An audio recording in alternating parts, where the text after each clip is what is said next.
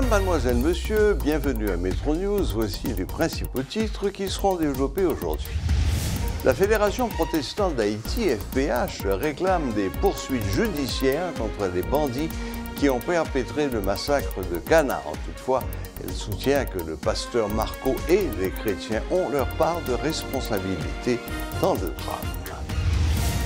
Le caucus des partis politiques haïtiens, CAPO, une structure qui regroupe plusieurs partis politiques et organisations sociopolitiques, invite le Premier ministre Ariel Henry à prioriser l'équilibrisme politique dans la gestion de la chose publique. Cette structure plaide en faveur d'un remaniement ministériel. Lancement ce mardi par la Banque de la République d'Haïti et la coopération suisse en Haïti du programme Booster PME. Au total, 85 bénéficiaires, toutes des femmes, vont bénéficier d'une subvention afin de renforcer leurs petites et moyennes entreprises.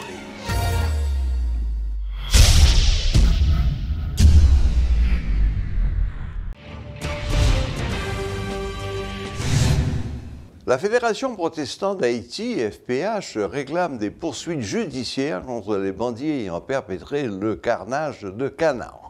Réagissant sur la perquisition de la police judiciaire à l'église Piscine Bethesda, le pasteur Peterson Pierre-Louis, secrétaire général de la FPH, appelle les forces de police à réaliser des perquisitions dans les quartiers sous contrôle des gangs. Il s'agit de la meilleure manière de porter secours à la population. Le pasteur Marco n'était pas armé, a fait valoir le dirigeant de la FPH, attristé par la tuerie de Canaan. Toutefois, la Fédération protestante soutient que le pasteur Marco et les chrétiens ont leur part de responsabilité dans le drame. Quitte me dire que c'est vraiment douloureux, avant tout, ça qui passe là. Nous condamnons et nous note tout que nous faisons sortir sous ça.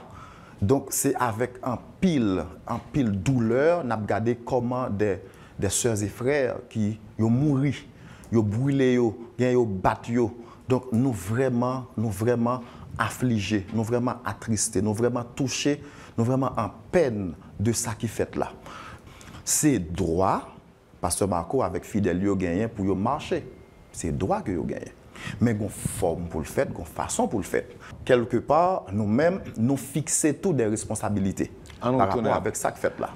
Les responsabilités sont partagées et pour nous-mêmes, il y a 3 parts de responsabilité. Nous avons dit premièrement, gagner responsabilité individuelle, personnelle, fidèle là.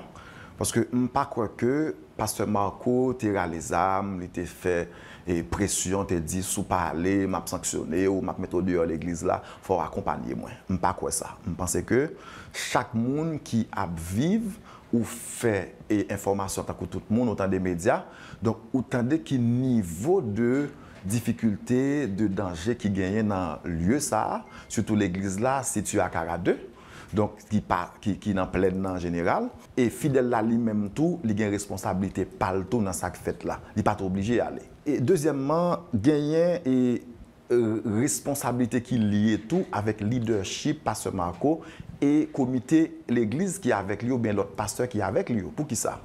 Lorsque leader ou besoin de gagner une capacité d'anticipation.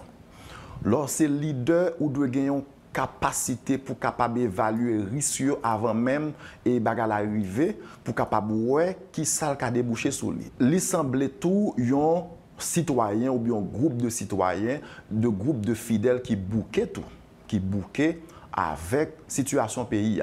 C'est pour moi des héros, des braves également qui yo même poser une action, nous sommes capables de dire, qui marque toute l'histoire. D'ailleurs, tant que nous apprenons, ils ont passé la voie, ils ont rentré au Rosenberg, ils ont libéré des kidnappés, ils ont libéré des otages. Donc ça, c'est félicitations.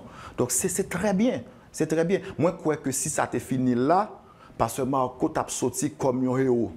C'est imprudent, certainement, bon côté pasteur Marco, parce que j'aime dire, ils font bonne action, mais ils pas mesurer, calculer, tout ça capable de venir comme choc en retour. Mais tout gagner un troisième niveau de responsabilité. Wendell n'est pas capable de dédouaner la police. Loin de là. La police, et nous connaissons ça, l'État même, il doit protéger nous, protéger, même contre volonté nous, contre propre gré nous. Si yon moun pral tuer tête li, si pour kembel quelque part, pour ne pas tuer tête li, si pour priver de liberté pendant temps, pour faire le des hommes de l'art, pour capable parler avec lui, ou obligé faire lui, parce que justement, ou gagner un devoir comme l'État pour protéger les ressortissants, pour protéger les citoyens. Moi, crois que si foule ça, tu as les bon primature, tu as organisé pour disperser foule là. Si tu as les bon DGI, tu as organisé pour disperser foule là. Si tu as les DDO, tu as organisé pour disperser foule là. Donc la police pas capable de droit de tête li, de ça, li te doué et intervenu au moment opportun pour être capable de disperser foule là, pour être capable de mettre les moyens que tu as habitué à utiliser pour te disperser foule là, parce que c'est des groupes qui peuvent aller à la boucherie, dans le sens que on connaît des citoyens peut-être qui ont bâton dans mail, peut-être avec des gens qui gagnent des armes automatiques, full automatique dans mail. Donc je dis pas de proportionnalité du tout. Mais à l'autre niveau tout. Pendant que je dis ça, moi crois dans l'institution policière là. Moi crois là-dedans. Moi crois que moi-même comme citoyen qui engagé, qui dans la société civile là, moi crois que par exemple Carrefour-Feuille, si policiers n'ont pas de camper, zone n'a tombé déjà. Il faut me bailler témoignage là. Pour moi-même, la police nationale d'Haïti est capable de bailler réponse. Mais quelque part, doit y avoir une volonté politique au niveau de l'État. Moi, je critique CSPN. On nous regarde un CSPN qui a donné le Premier ministre. Je pense que le Premier ministre Ariel Henry n'a pas de temps même pour être capable de loisir. Parce que un pays qui en flamme, un pays qui en feu, on a mouru de tous côtés. Donc, c'est ou même qui numéro 1 pays ça, où tu n'as pas de même temps pour dormir, comme obligé de dormir pour être capable en santé. Comment comprendre le Premier ministre lui cumuler deux postes? À la fois Premier ministre et ministre de l'Intérieur. Pour moi-même, quelque part, gagner une fonction ça qui n'est pas faite. Parce que l'embrasser trop de bagages, ça n'arrive pas à avoir résultat. C'est le cas tout pour ministre Émilie Prophète. Moi, respecter lui comme intellectuel dans le domaine, même quoi que comment elle est capable de faire cumuler culture, communication et ministère de la Justice en même temps. Moi, je pense que CSPN, pour moi, est entravé. CSPN, l'ordre qu'il faut pas sortir pour que gagner de véritables opérations qui fait pour traquer bandio et par rapport avec tout ça. Donc, en gros, l'État pas capable de croiser bras. D'ailleurs, moi, je me saisis lorsque je dis commissaire du gouvernement, il dit la poursuivre et pas seulement pour complicité. Mes amis, ce n'est pas possible. Je dis dans pour une force sous banane, nous haïtiens nous comprenons l'expression ça. Mes amis, l'État bon pour commissaire gouvernement mettre action publique en mouvement contre avant tout auteur massacre ça yo. Et après ça peut-être l'État passé si il y a un complice vrai, bien dit si il y a un complice vrai, l'État passé pour un complice. Donc quelque part pour moi l'État pas capable de cacher derrière un mur pour la voyer wash pendant que lui-même il faillit dans mission parle. Le caucus des partis politiques haïtiens, CAPO, une structure qui regroupe plusieurs partis politiques et organisations sociopolitiques, plaide en faveur d'un dialogue inter-haïtien en vue d'une résolution durable à la crise. Ce regroupement demande au Premier ministre Ariel Henry de prioriser l'équilibrisme politique dans la gestion de la chose publique. Il invite le chef de gouvernement à mettre en place un gouvernement plus inclusif. Il y a un premier bagage nous constaté au niveau du gouvernement, il y a des ministères qui ne peuvent pas marcher, il y a des services qui ne peuvent pas fonctionner. Dans ce sens, nous pensons qu'il faut avoir un remaniement du gouvernement pour mettre des gens en bonne place, des gens qui travaillent, qui pourraient aider le gouvernement à sortir de la situation que peuple, la situation d'insécurité, la situation de grand goût, la situation de misère que liée.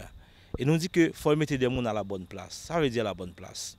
Des fois, ils utilisent des gens qui n'ont pas de capacité ou bien qui n'ont pas retrouvé l'intérêt peuple haïtien. Dans ce sens, nous-mêmes, dans le caucus, nous dit le temps pour le Premier ministre Ariel Henry faire un remaniement dans le gouvernement pour venir avec des gens qui sont capables, des gens qui ont volonté pour ça changer, pour nous être ensemble, dans tête en place, la tête ensemble, dans coller épaules l'une à l'autre, côté nous qu'a sorti Haïti dans la situation que lié jeune aujourd'hui. C'est dans l'esprit ça que ça fait toute demande ça parce que nous connaissons que nous avons une transition, nous pas remettre patauger dans la transition pour aller dans l'autre transition, genre ensemble notre parti politique qui a demandé lui. Et nous pensons que jeune aujourd'hui tout le monde est responsable de la situation pays. Et le fait que tout le monde est responsable nous demande frère nous, l'autre partenaire politique nous, l'autre organisation civile là, on fait tête collée, on fait tête ensemble, on oublie ti intérêt pas nous, on ouais si nous mettre en branle intérêt collectif là, de conseil avec le gouvernement qui là pendant n'a changer ça pour changer pour nous pas payer en l'autre orientation. Parce que si nous pas payer en l'autre orientation pour nous craser question insécurité, question gango, question la vie chère, l'école qui pourra l'ouvrir par pas de moyens, je pense que nous pas qu'à faire la division. Nous pas qu'à faire changer gouvernement, retirer comme on mettait pas.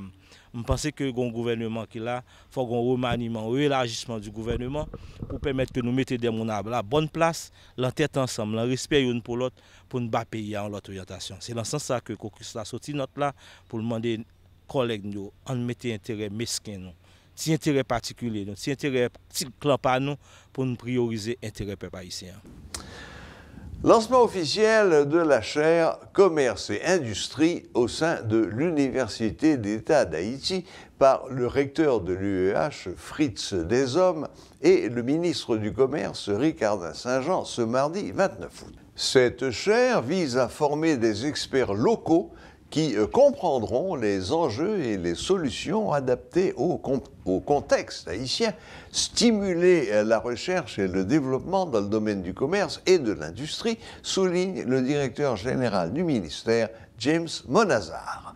Dans ce contexte de crise marqué surtout par une croissance économique négative répétée, il est crucial de mettre les bouchées doubles pour redresser la barre, estime le ministre du Commerce Ricardin Saint-Jean et le recteur de l'Université d'État d'Haïti, Fritz Deshommes. L'établissement de cette nouvelle chaire de recherche est un pas important dans notre quête commune pour promouvoir des thématiques liées au développement du secteur privé comme l'innovation, l'entrepreneuriat, les filières stratégiques de développement, la finance, etc. Haïti demeure un terrain vierge, regorgeant d'opportunités, à la fois pour le secteur privé local et pour des investissements directs étrangers. À cet effet, il devient plus qu'urgent de mettre les moyens appropriés pour exploiter ces potentialités en favorisant le développement des secteurs clés constituant des moteurs de croissance, mais aussi des catalyseurs de création d'emplois, de renforcement des compétences et d'amélioration des conditions de vie de nos concitoyens. Toute cette nouvelle dynamique nécessite des espaces de réflexion et de production susceptibles d'aider les acteurs s'adonnant aux activités commerciales et industrielles à la prise de décisions éclairées. Voilà pourquoi, comprenant l'importance d'allier les mots recherche et développement et face à la nécessité d'agir de manière proactive, le ministère du Commerce et de l'Industrie, dès 2018, s'est associé à la plus grande institution publique d'enseignement supérieur du pays pour jeter les premières bases d'une collaboration stratégique au bénéfice mutuel. En lançant ce nouvel espace de recherche, une des différentes activités à venir en se référant au protocole signé, nous lançons une dynamique nouvelle. Nous allons continuer à travailler main dans la main avec l'UEH afin de permettre à cette graine jetée en de si bons terrains, j'estime, de germer, de développer et de croître pour donner les fruits tant souhaités. La chaire sera hébergée principalement à la faculté de droit et des sciences économiques. Cependant, ces activités concerneront plusieurs entités de l'université, notamment l'Institut national d'administration, de gestion et des hautes études internationales, l'INAGEI, la faculté des sciences, la faculté d'agronomie et de médecine vétérinaire, aussi bien que les écoles de droit, de sciences économiques et de gestion établies dans nos villes de province. avec ses professeurs, ses chercheurs, ses professionnels, ses étudiants, l'Université d'État d'Haïti dispose d'un bassin d'experts particulièrement riche pour contribuer à l'analyse et à l'étude de toutes les questions qui soutiennent le commerce sous ses différentes formes, l'industrie et les services. Nous entendons mettre à la disposition de cette chaire un vivier capable de développer une expertise haïtienne dans ce domaine.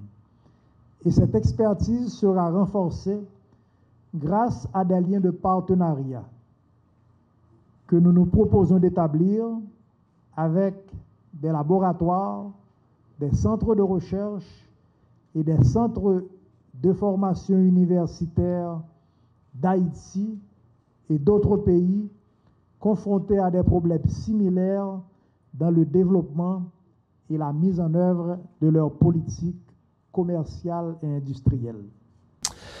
Lancement ce mardi du programme Booster PME par la Banque de la République d'Haïti et la coopération suisse en Haïti, une initiative qui vise à soutenir des synergies d'actions de financement. Au total, 85 bénéficiaires, toutes des femmes, ont été sélectionnées dans le cadre de ce programme.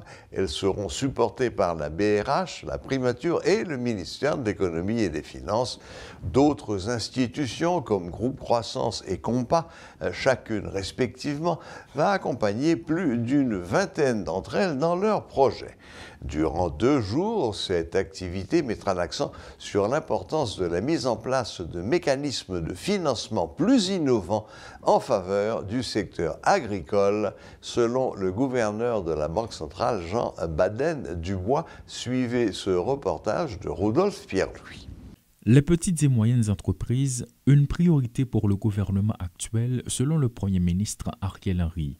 C'est dans cet objectif que le programme dénommé Boost PME a été lancé. Le gouverneur de la Banque centrale, Jean Baden-Dubois, fait le point.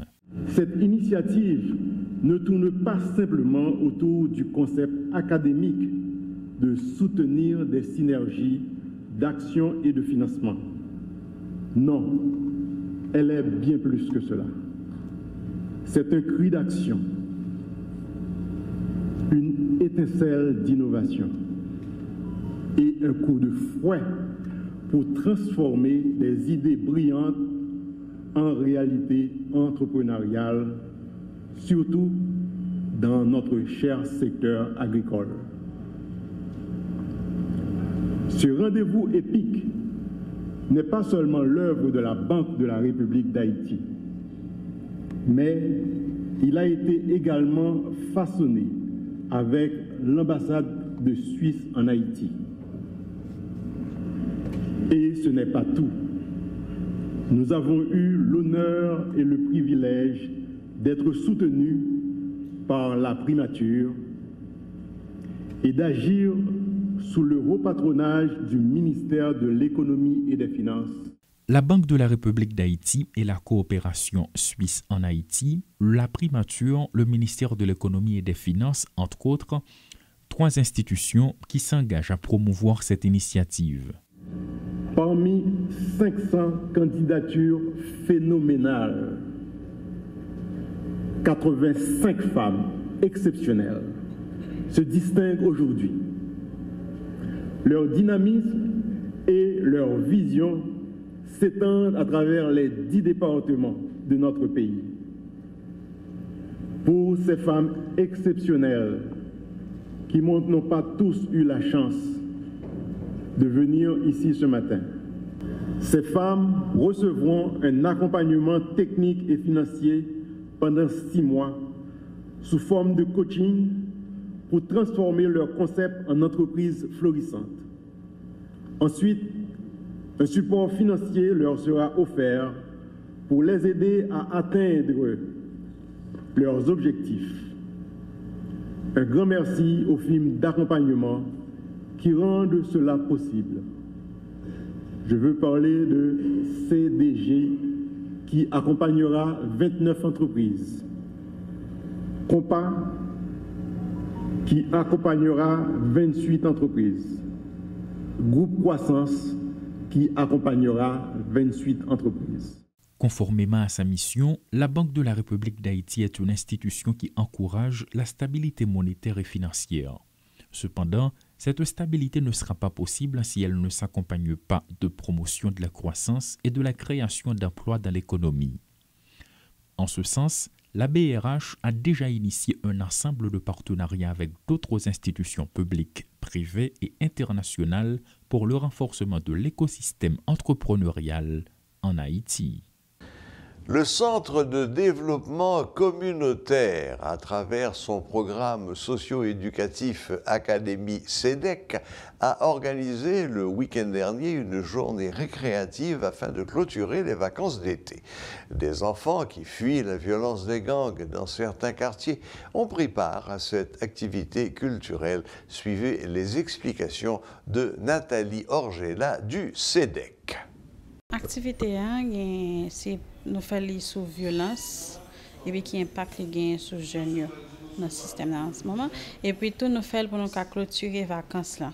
Parce que année qui est censée finir, année scolaire complète, malgré tout ça qui est en situation, tout le monde arrive clôturer l'année quand même. Donc nous devons clôturer là avec eux, barrer quelques moments de détente et inviter délégation à faire avec Cité Soleil, avec nos jeudis. C'est peut-être qu'il n'y a pas de cal qui pas calé jeudi, mais quand même il était fait effort de déplacer. Donc c'était but activité en jeudi. Côté sorti à moral bas et moi ouais que moral yo bas en pile tout parce que au cas où ça yo pas vraiment sous ça mais yo fait effort là et m'apprécier ça en pile parce que ça montre que Timon j'aurais dit Timon résilient et ça montre que l'avenir là c'est dans livré et tout autant il y a des gens qui là pour courir pour aider à avancer à continuer à avancer quand même parce que c'est espoir pays à intervenir dans le secteur aider Timonio c'est façon ça nous commencer décider aider et nous voulons aider dans l'autre façon mais c'est comme ça que nous plus c'est dès plus quoi dans l'avenir nous croyons dans l'avenir paysan et nous croyons que le pays a changé. Donc, l'avenir paysan, c'est Timonio. Donc, c'est ça que fait nous, CEDEC. Nous travaillons avec Timonio dès le départ, depuis petit, pour nous plus assurer l'avenir paysan. Donc, le Conseil national a dit, on l'a Haïti en 2054.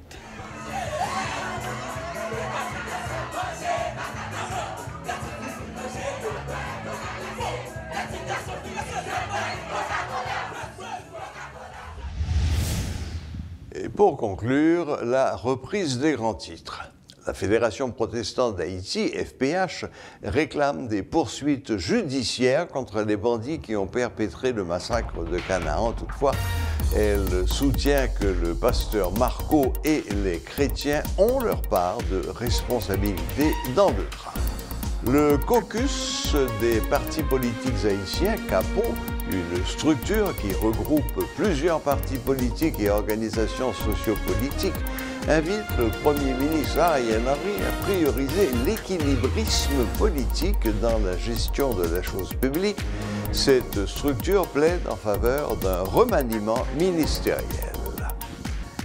Lancement ce mardi par la Banque de la République d'Haïti et la coopération suisse en Haïti du programme Booster PME. Au total, 85 bénéficiaires, toutes des femmes, vont bénéficier d'une subvention afin de renforcer leurs petites et moyennes entreprises. Voilà, la boucle est bouclée. Merci de nous rester fidèles et à la prochaine, même heure, même chaîne.